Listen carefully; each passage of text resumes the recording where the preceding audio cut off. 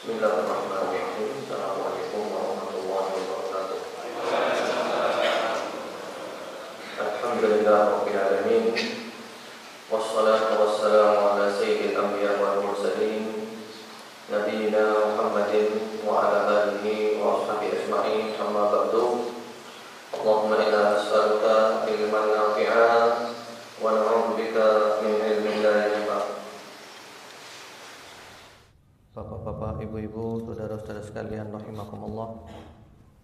Alhamdulillah, pada siang hari ini kita dipertemukan kembali oleh Allah Subhanahu wa taala. Mudah-mudahan pertemuan kita ini bermanfaat untuk kita semuanya di dunia dan di akhirat. Untuk bapak-bapak, ibu-ibu semuanya, termasuk juga Bapak Kapolresta Malang, Bapak Toto, yang semoga selalu mendapatkan petunjuk dari Allah Subhanahu wa taala, mendapat bimbingan dan lindungan dari Allah Subhanahu wa taala beserta semua anggotanya. Terutama sekarang mendekati pemilu, mudah-mudahan Kota Malang aman, mudah-mudahan tidak ada apa-apa, rukun, pilihannya berbeda boleh, yang penting tetap menjaga kerukunan, kita lapang dada. Allahumma amin. Bapak Ibu sekalian rahimakumullah, menjelang bulan Ramadan, alangkah baiknya kita berbicara tentang persiapan-persiapan kita untuk menyambut bulan Ramadan. Ada 10 cara untuk menyambut bulan suci Ramadan, yang mana hari ini adalah tanggal 14 Sya'ban. Berarti kurang lebih Ramadan sekitar 2 pekan lagi, kurang lebih 15 hari lagi. Orang beriman tentu senang berjumpa dengan Ramadan. Dan apa persiapan kita untuk menyambut bulan suci Ramadan ini? Ada 10. Yang pertama-tama adalah ad-doa. Kita memperbanyak berdoa kepada Allah.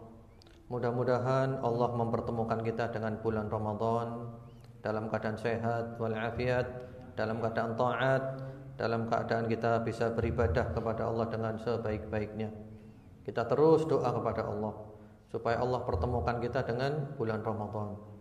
Karena berapa banyak teman-teman kita yang Ramadan tahun lalu bersama-sama kita, Ramadan tahun ini sudah banyak yang telah meninggalkan kita. Kalau kita dipertemukan oleh Allah dengan bulan Ramadan, sungguh ini adalah merupakan nikmat yang besar. Bertemu Ramadan dalam keadaan sehat, walafiat, taat dan istiqamah. Kemudian cara yang kedua adalah alhamdu wa syukru. Kita memuji Allah dan bersyukur kepada Allah.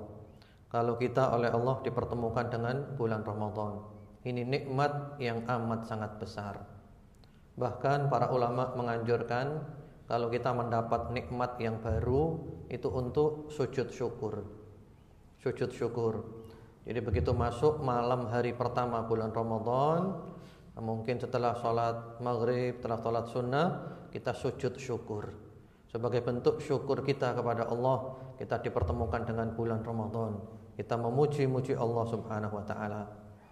Kemudian yang ketiga adalah al-farahu wal ibtihaj. Kita bahagia, kita senang dipertemukan oleh Allah dengan bulan Ramadan. Orang beriman itu selalu berharap bisa bertemu Ramadan. Kalau bertemu Ramadan dia senang. Karena mungkin ada sebagian orang kalau bulan Ramadan malah susah. Yang ada di pikirannya adalah aduh Ramadan, puasa lagi, puasa lagi. Ramadan tarawih lagi, capek, payah. Tapi kalau orang beriman tidak. Orang beriman bahagia, senang. Alhamdulillah Allah pertemukan saya dengan bulan yang sangat utama, yang ganjaran oleh Allah dilipat gandakan, dosa-dosa diampuni oleh Allah Subhanahu wa taala. Sebagaimana Rasulullah Muhammad sallallahu alaihi wasallam kalau memasuki bulan Ramadan, beliau bahagia. Beliau memberitahukan kepada para sahabatnya, "Ja'akum syahrul Ramadan, syahrun mubarak." Datang kepadamu bulan Ramadan, bulan yang penuh dengan barokah. Kita bahagia, kita senang dengan datangnya bulan Ramadan ini. Cara yang keempat yaitu at-takhtid. kita perlu mempunyai program. Mungkin Bapak dan Ibu atau kita semua, kalau urusan dunia kan kita punya program yang rapi. Program jangka pendek, program jangka menengah, dan program jangka panjang. Nah, bagaimana dengan urusan akhirat kita? Kita juga perlu mempunyai program yang rapi. Program khusus bulan Ramadan nanti. Apa faedah yang bisa saya dapatkan pada bulan Ramadan nanti? Bahkan program itu perlu kita tulis. Mungkin saya selama Ramadan harus puasa lengkap, nggak boleh ada yang lubang.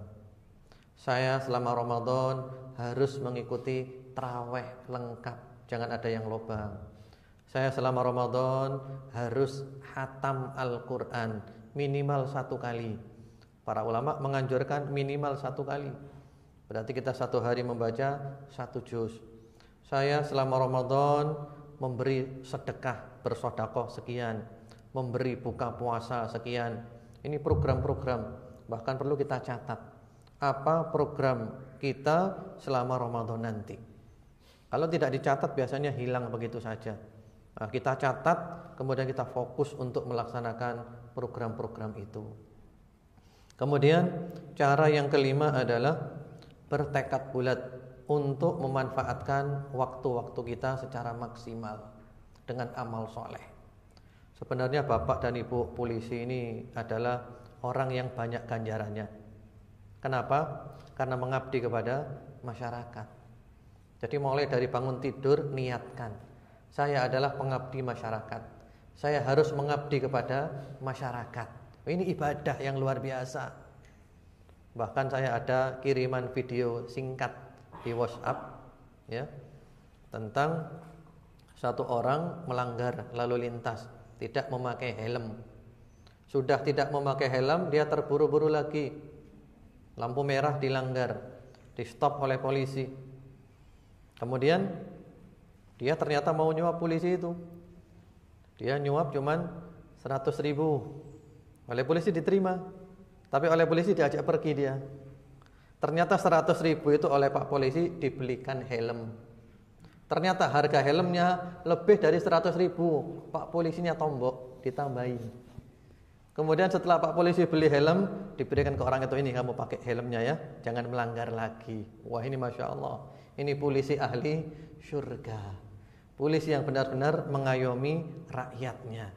Selama Ramadan kita niatkan mengabdi kepada Allah Subhanahu wa ta'ala. Bertekad bulat memakmurkan waktu-waktu kita. Karena terus terang Bapak Ibu, Ramadan nanti mungkin banyak acara TV yang tidak islami, apalagi yang maksiat ya. Acara lawak-lawak, laki jadi perempuan, perempuan jadi laki. Nah, ini enggak benar, kita tinggalkan. Kalau mau nonton TV, cari yang bermanfaat. Masya Allah, apalagi nanti ada Piala Dunia ini. Ya, pokoknya kita berusaha waktu kita manfaatkan sebaik-baiknya. Karena orang sudah meninggal dunia itu semuanya menyesal, Pak. Tidak ada orang meninggal dunia tidak menyesal. Orang baik menyesal, apalagi orang tidak baik. Orang baik menyesal, kenapa? Dia menyesal, kebaikan saya dulu kenapa tidak maksimal ya? Kenapa saya kok kurang kebaikan saya? Yang berbuat buruk menyesal, kenapa saya dulu tidak berbuat baik? Kemudian cara yang keenam, sebelum memasuki Ramadan kita perlu belajar ilmunya Ramadan, fikihnya Ramadan, hukum-hukum Ramadan. Dan alhamdulillah sekarang ini banyak pengajian-pengajian membahas ilmu Ramadan. Bahkan kami insyaallah mengadakan pengajian nanti tanggal 24 Sya'ban yang bertepatan dengan 22 Juni hari Ahad di masjid kami An-Nur Jagalan jam 9 pagi sampai jam 11. Kita bahas fikih Ramadan, segala sesuatu yang berhubungan dengan Ramadan. Dan kami juga mengeluarkan buku kecil judulnya Fikih Ramadan, sehingga kita memasuki bulan Ramadan dan kita punya ilmu tentang Ramadan, lengkap ilmunya. Kemudian cara yang ketujuh, kita bulan Ramadan ini siap untuk taubat kepada Allah, taubatan nasuha. Ini bulan terbaik, kesempatan saya bertobat kepada Allah, membersihkan dari dosa-dosa. Kita benar-benar tinggalkan dosa.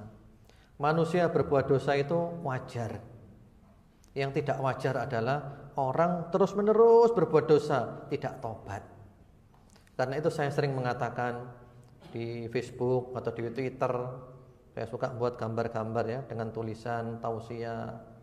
Saya katakan di sana, penghuni surga itu adalah para pendosa yang berada di lembah hitam, tapi kemudian mereka bertaubat kepada Allah Subhanahu wa ta'ala.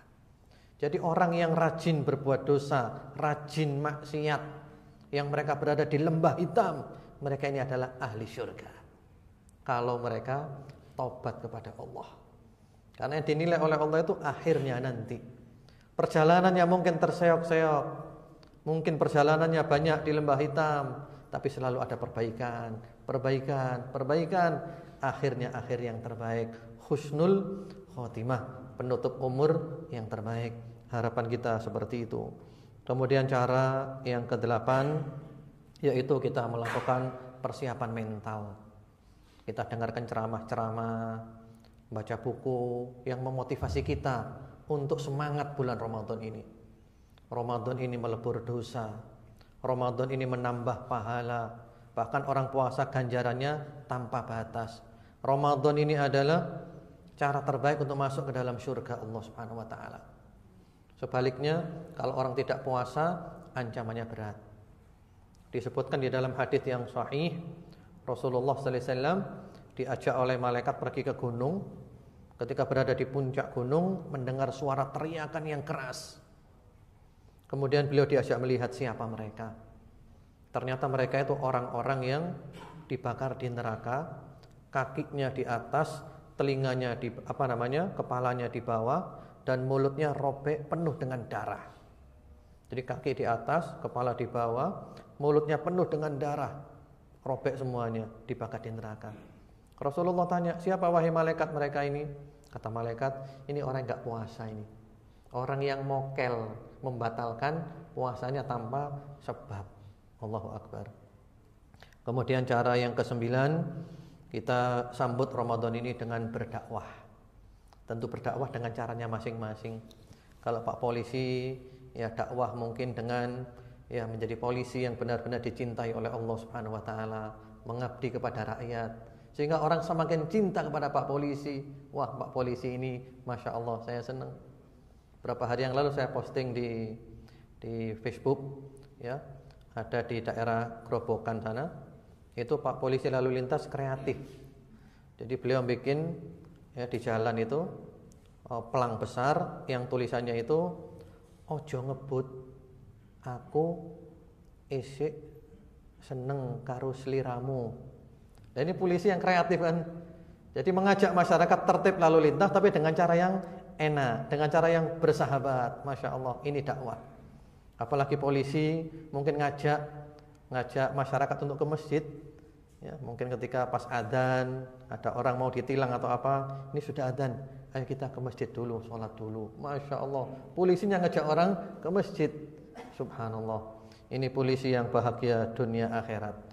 Ramadan kesempatan berdakwah dengan cara kita masing-masing. Atau mungkin membagi-bagi hadiah, ada bukunya, ada kasetnya, kaset-kaset agama yang mendekatkan orang kepada Allah.